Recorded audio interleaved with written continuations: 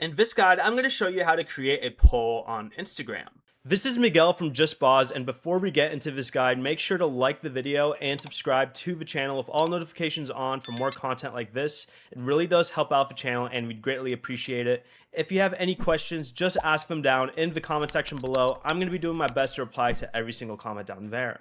Begin by opening the Instagram app and tap your story in the top left corner and go ahead and choose a photo or a video from your camera roll, or use the camera to capture something new. But once the story editor opens, tap the sticker icon on the right side of the screen and select poll from the available sticker options. Enter the question you want people to answer, then customize the two response choices. For example, you could ask, "Have you subscribed yet?" and use yes and no as the answers.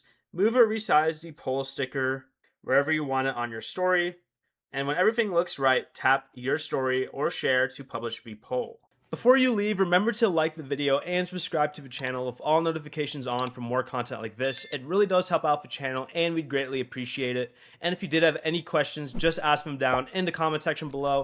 I'm going to be doing my best to reply to every single comment down there. Peace.